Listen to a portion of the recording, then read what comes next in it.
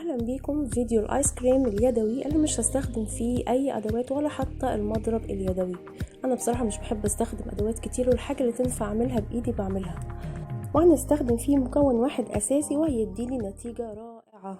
بنطلعه قبل الاكل ب10 دقايق عشان يوصل للقوام المظبوط.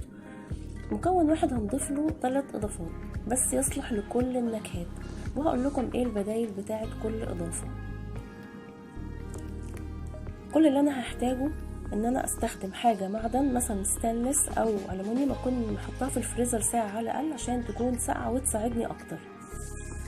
اول طريقه هستخدم نص كوبايه من عصير فاكهه مركز او عصير محلى. طبعا انا استخدمت عصير ليمون، فانا هدعمه طبعا بالوان اصفر واخضر عشان يديني درجه من درجات الوان الليمون. البدايل بتاعته طبعا كل انواع العصير، وحتى العصير البودر اللي زي التانج والانواع اللي زيه، يعني ندوبها في الميه وناخد منها نص كوبايه ونستخدمها.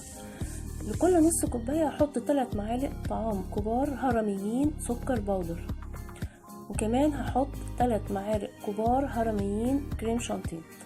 لو حبينا نزود سكر ده طبعا حسب المذاق، حبينا نقلل برضو مفيش مشكله. الكريم شانتيه برضو زودنا معلقه مفيش مشكله، بس ما ننقصش يعني، لان احنا في الاخر عايزين القوام يكون سائل تقيل، ما يكونش سائل خفيف، وما يكونش برضو جامد زي الكريم شانتيه.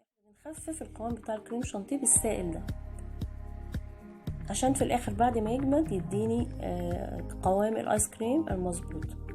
بعد ما كل حاجه امتزجت مع بعض هحطه في علبه واغطيه، علبه بلاستيك مثلا، اي حاجه مش ازاز يعني، او اصبه في كوبايات مش ازاز برضو واشيله في الفريزر مده 4 ساعات. الطريقه التانية بقى ان انا احط ميه ساقعه واستخدم معاها مشروب الكاكاو الجاهز ده. البدائل بتاعته النوتيلا وصوص الشوكولاته والشوكولاته المذابه والكاكاو الخام، واحط له نفس الاضافات. انا هنا بس بضيف فانيليا، الفانيليا بتصلح لكل النكهات حتى الفاكهه، بس انا ما ضفتهاش في الليمون عشان انا عصير الليمون كان مركز، فانا حبيت يعني ايه طعمه يكون واضح اكتر، لكن الفانيليا عامل مشترك في كل نكهات الايس كريم. الطريقه الثالثه الميه، نص كوبايه ميه ساقعه هضيف لون غذائي ونكهه غذائيه طبعا صحيه مصرح بيها. يعني هنا ما فيش اي عصير، كله حاجه صناعيه زي الجاهز بالظبط. هو الجاهز عباره عن ايه؟ عباره عن نكهه صناعيه ولون صناعي بس، واخلطهم مع نفس كميه السكر والكريم شانتيه بس، واشيلهم في الفريزر كده جاهزين الاكل. واشوفكم في فيديو جديد ان شاء الله.